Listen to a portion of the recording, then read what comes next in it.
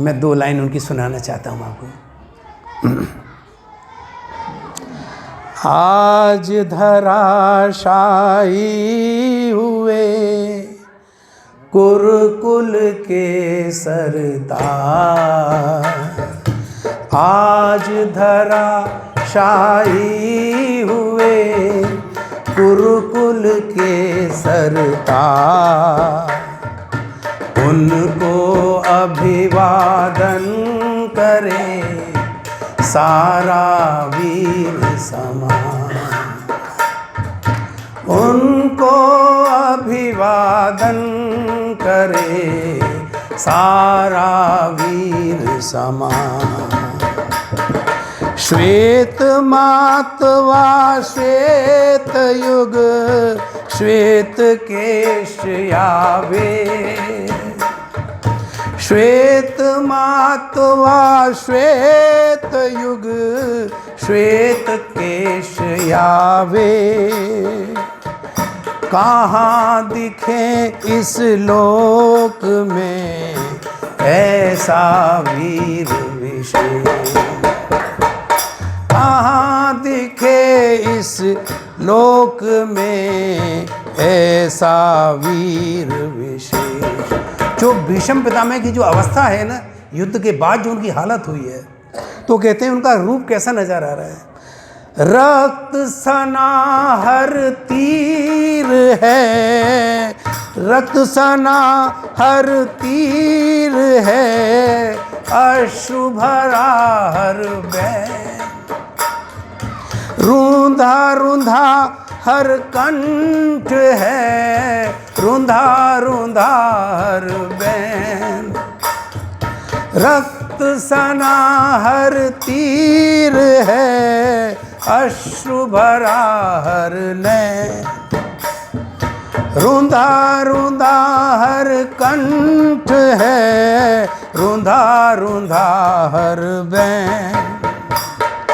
अर्जुन ने छुए चरण लिए हृदय में घाव, अर्जुन ने छुए चरण लिए हृदय में घाव, कृष्ण खड़े कर बद्ध हो लिए ऐसा पुण्य प्रभाव, कृष्ण खड़े कर बद्ध जो ऐसा पुण्य प्रभाव।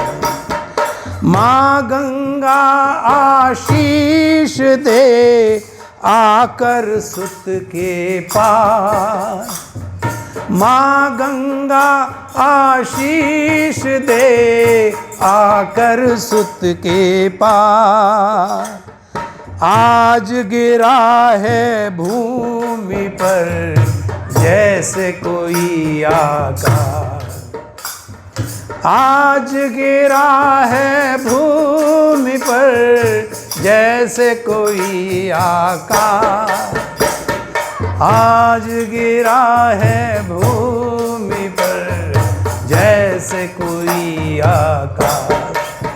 आज धरती पर कौन गिरा है? आकाश गिर गया है। देव कहते हैं आकाश हो, और ये 8वां वसु भीष्म कौन है? देव, आकाश ही है। तो आज आकाश धरती पे गिर पड़ा। आज भीष्म पितामह जो 8वां वसु है, भगवान कह रहे मेरा वो भक्त, आज वो वसु मेरा नीचे गिरा है। तो ठाकुर जी क्या कर रहे हैं? करबद्ध खड़े हैं। आज भगवान हाथ जोड़ के अपने भगवान के, अपने भक्त के सामने खड़े हैं। जिस कृष्ण की छवि देखने के लिए लोगों के लाखों अनंत जन्म बीत जाते हैं, वो भक्तों का कैसा पराधीन है।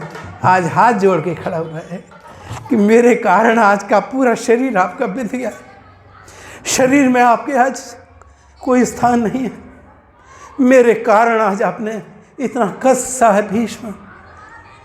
भगवान ने कहा आज मैं वचन देता हूँ, मुझे पता है आप आजीवन ब्रह्मचारी रहे और आपने मेरी खातिर आजीवन ब्रह्मचारी होने का व्रत लिया है। तो जिसके ब्रह्मचारी हो, जिसके संतान न हो, उसका तर्पण कौन करेगा? जिनकी संतान होती है उसको तर्पण करते हैं ना, पुत्र या पुत्री हो, लेकिन तुम्हारे तो कोई है ही नहीं। भगवान ने कहा है भीष्म, आज एकादशी, शुक्ल पक्ष कार्तिक मास की एकादशी से लेकर कार्तिक मास की पूर्णमासी 5 दिन जो तुम्हारे नाम का व्रत करेगा, जो तुम्हारे को फूल चढ़ाएगा, जो तुम्हारे नाम का व्रत रखेगा, जो तुम्हारा तर्पण करेगा, तुम्हें अर्घ देगा, भगवान कहते हैं वो इस संसार में फिर दोबारा जन्म नहीं लेगा। ये भगवान की प्रतिज्ञा है। इसलिए भीष्म पंचक में 5 दिन कहा जाता है। जो 5 दिन भगवान का स्मरण करता है और भीष्म की जो लीला है इस पाठ को याद करता है, भगवान ने कहा है वो दोबारा जन्म इस संसार में नहीं लेगा। तो ये जो भीष्म पंचक है इनकी इतनी महिमा है इसकी। भगवान ने इसकी घोषणा खुद की है कि भीष्म पंचक को आज पूरा संसार भीष्म तुम्हारे लिए जल का तर्पण करेगा।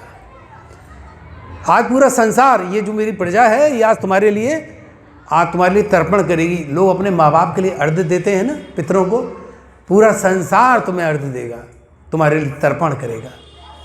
तो ये भगवान ने भीष्म को आशीर्वाद दिया है, क्योंकि जब ये भीष्म युद्ध समाप्त हो गया 18 दिन बाद, तो भीष्म पितामह के प्राण नहीं गए थे।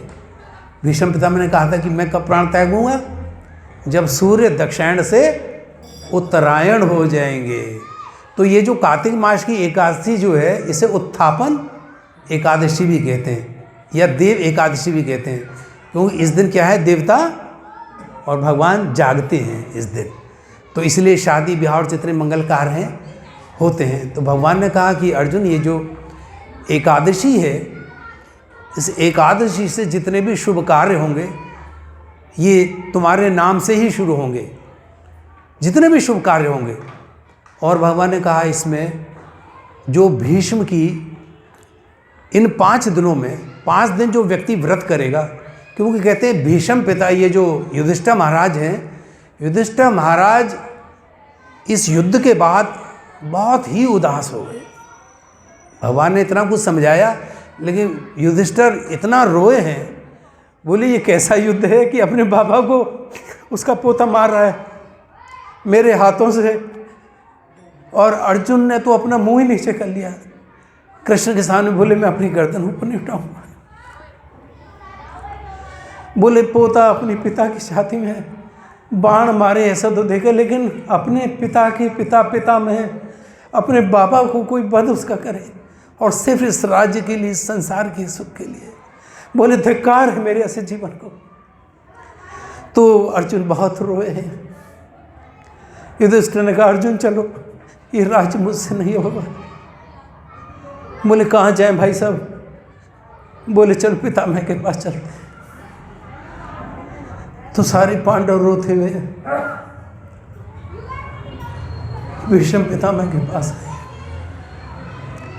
भीष्म पितामह को जब वो छोड़ के गए थे तो भीष्म पितामह सरसैया पे पड़े थे और उनका सिर नीचे लटक रहा था। तो उन्होंने कहा कि भाई मुझे तकिया लगाने के लिए मेरे सर को थोड़ा सा दो ताकि सर ऊंचा उठ सके। तो कहते हैं दुर्योधन ने बड़े बड़े तोशक यानी तकिए मंगवाए मखमल के। उन्होंने कहा नहीं, मैं वीर आसन पे पड़ा हूँ दुर्योधन, मुझे वीरों का चाहिए जो पालना हो, जो तोशक होता है यानी तकिया जो होता है। बोले अर्जुन को बुलाओ। अर्जुन आया। अर्जुन मुझे तकिया दो बेटा, तुमने मुझे जो शैया है, बिछौना, मेरा पलंग बहुत सुंदर दिया है बेटा, उसी जैसा मुझे मेरा तकिया भी तो लगाओ। अर्जुन ने बाण मारा और 3 बाण ऐसे मारे कि जो भीष्म पितामह के सर ऊंचा हो गया, बिल्कुल जैसे तकिया होता है। बोले हाँ, ये वीरों का तकिया है। तो आज जब आए हैं युधिष्ठिर अपने भाइयों के साथ रोते हुए आए हैं और कहा महाराज ये राज्य हमसे नहीं होगा, अपने बाबा की हत्या के बाद हम कुछ नहीं कर पाएंगे, और हमारा मन, हमारी बुद्धि, हमारा सब कुछ छिन गया है महाराज। भीष्म पितामह मुस्कुराए। बोले युधिष्ठिर तुम बिल्कुल बच्चे ही हो अभी। अरे पागल, तुम्हारे पास इस संसार का पालन करता, हम सबको जलाने वाला भगवान विधाता तुम्हारे पास है, श्री कृष्ण। जब वो तुम्हारे पास है तो फिर तुम्हें फिर किस बात का कष्ट है, बताओ तो सही। बोले महाराज हमसे हो नहीं पा रहा। तो जिस दिन आए वो एकादशी थी, ये उत्थापन वाली। कहते हैं भीष्म पितामह ने 5 दिन उनसे धर्म के ऊपर, राजनीति के ऊपर, समाज के ऊपर और भगवान की भक्ति के ऊपर बिना पानी पिए 5 दिन ये उनको शिक्षा दी है, ये उनको उपदेश दिया है। और इस उपदेश को सुनने के बाद युधिष्ठिर ने कहा अब महाराज मेरे को शांति हुई है और अब मैं राजकाज कर पाऊँगा। और भगवान ने ये कहा ही है कि जो भीष्म पंचक इसको करेगा उसका कल्याण हो जाएगा। तो जब ये काम हो गया तो भीष्म ने इस संसार को छोड़ने से पहले भगवान कृष्ण से कहा महाराज अब तक तो इस संसार की बात हुई, अब मुझे अंदर की एक बात बताओ। आखिर ये 5 दिन में मेरा सौभाग्य, मेरा आज आपने कैसे मुझे बढ़ा दिया। और बोले प्रभु आप तो धर्म के रक्षक हैं और अधर्म का आपने ये नाश करने के लिए इतना बड़ा युद्ध किया। मैं जानता हूँ आप मुझसे बहुत प्रेम करते हैं, आप अपने सभी भक्तों से प्रेम करते हैं, लेकिन एक बात जो मुझे बार बार विशेष रूप में लगती है, आप पांडवों से बहुत प्यार करते हो। ये क्या बात है? इनके पीछे ये मैं आज तक नहीं समझ पाया कि आप द्रौपदी को कोई प्रॉब्लम होती है तो आप अक्षय पात्र लेके पहुंच जाते हो, कभी कोई झमेला होता है आप उनकी हर समस्या के लिए, पांडवों से आपको इतना प्यार क्यों है? भगवान ने कहा भीष्म आज मैं तुम्हें वो राज बताता हूँ। तो भगवान ने भीष्म को ये बात बताई है कि पांडवों के प्रति भगवान का प्रेम क्यों रहा है। तो भगवान कहते हैं कि मथुरा में एक राजा थे और उन राजा की एक पत्नी थी कादम्बरी। कादम्बरी जो थी बहुत ही नृत्यांगना, यानी वो अप्सरा थी और अप्सरा धरती पे आ गई थी, तो नृत्य प्रवीण थी वो। और कादम्बरी का नृत्य देखकर राजा मोहित हो गए, बोले भाई आपसे ही विवाह करूँगा मैं तो, और एक शर्त और होगी आप रोज़ मुझे नृत्य करेंगी, मुझे दिखाएगी। तो कादम्बरी ने कहा ठीक है महाराज।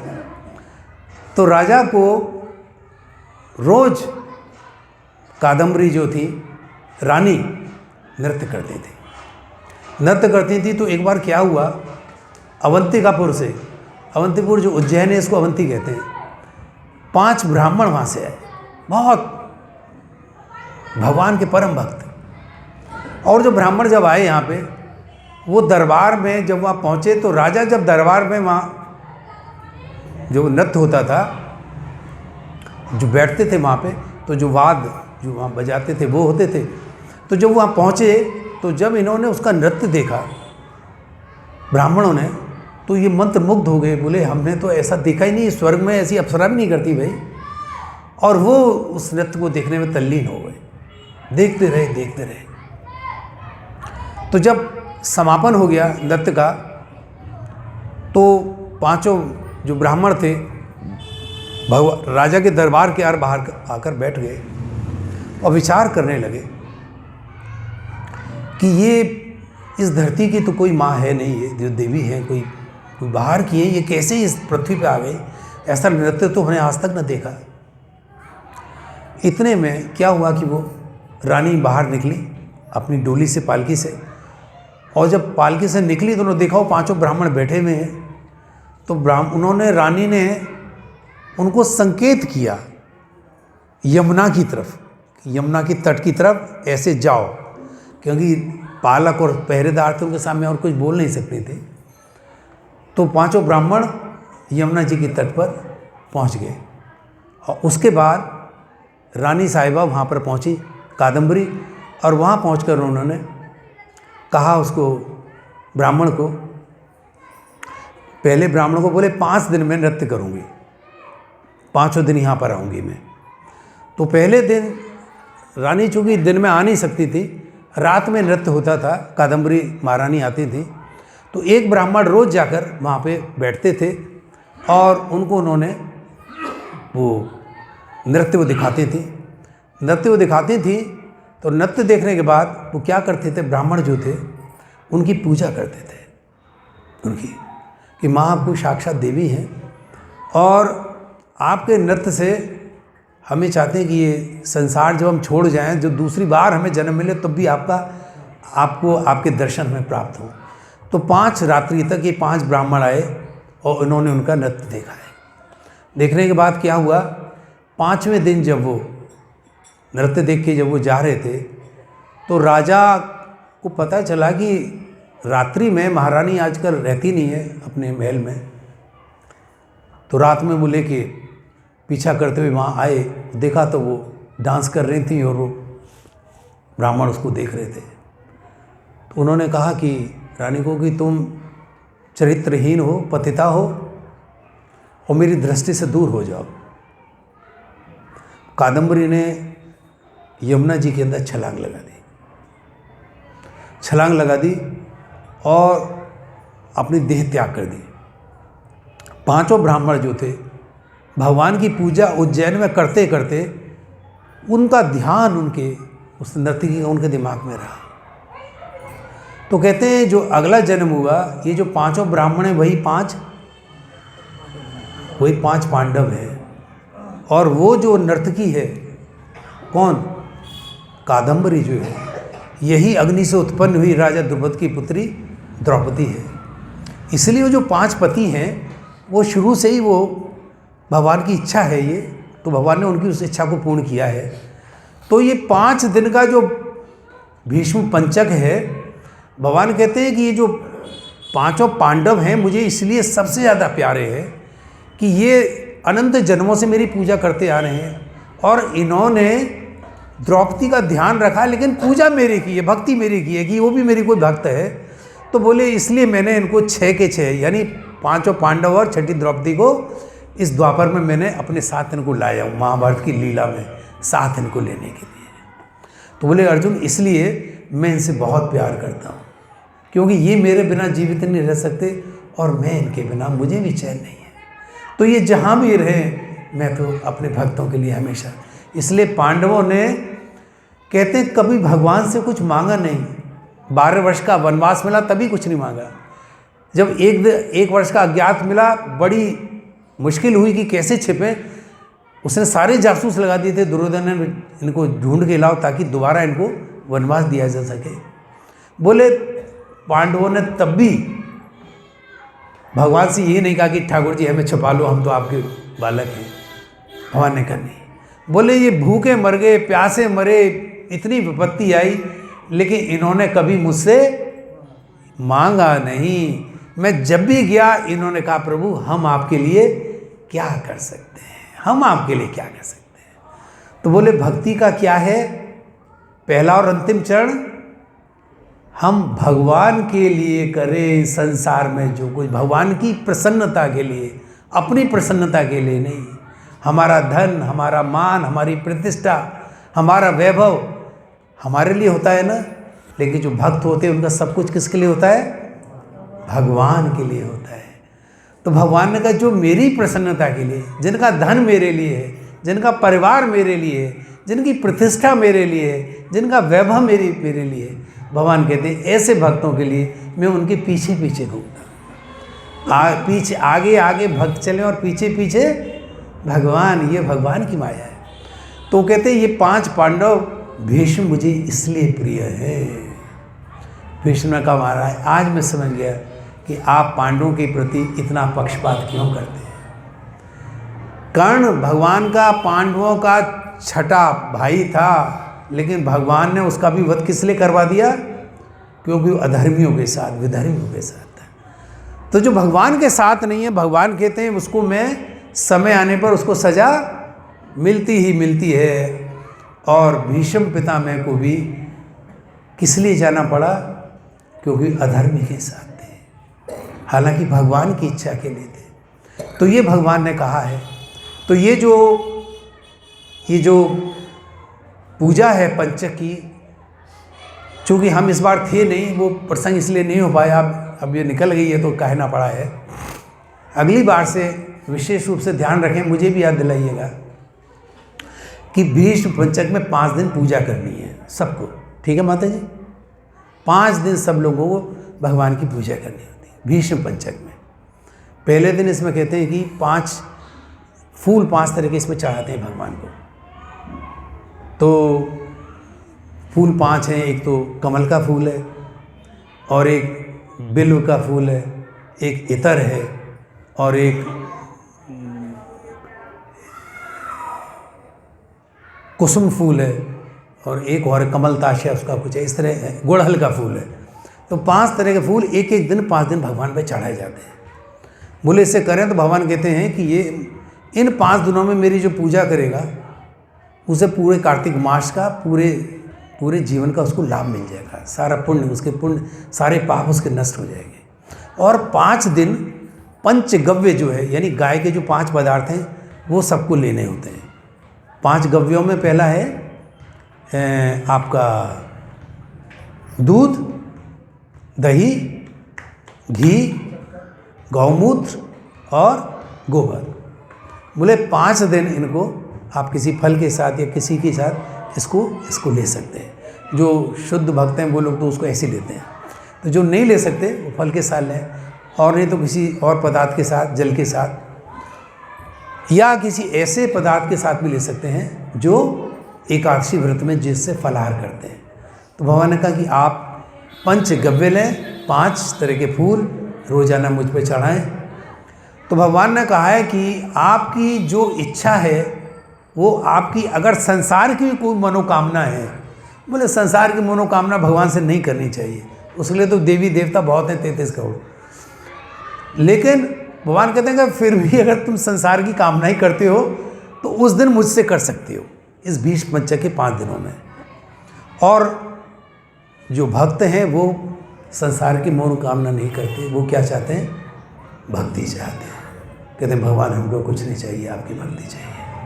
तो भगवान ने कहा ही है गीता में, चतुर्वेदा भजन्ते माम जना सुकृतनो अर्जुन आर्तो जिज्ञासु अर्थार्थी ज्ञानी च भरतर्षभ, कि संसार में रहते हुए मनुष्य की मनोकामनाएं संपूर्ण नहीं होती, उसका मन फिर भी घर वालों को या परिवार को दुखी देख के वो कुछ इच्छा कर बैठता है। तो बोले कोई बात नहीं, वो इच्छा भी पूरी करो, क्योंकि जब वो इच्छा पूरी होगी तब तुम्हारा मेरे पर विश्वास और दृढ़ होगा और तुम भक्ति में लगोगे। इसलिए भगवान संसारिक इच्छाएं भी पूरी कर देते हैं, लेकिन अंत में कौन सी इच्छा करनी चाहिए? भक्ति की। हरे कृष्णा कृष्णा कृष्णा हरे हरे, हरे राम राम राम राम हरे हरे।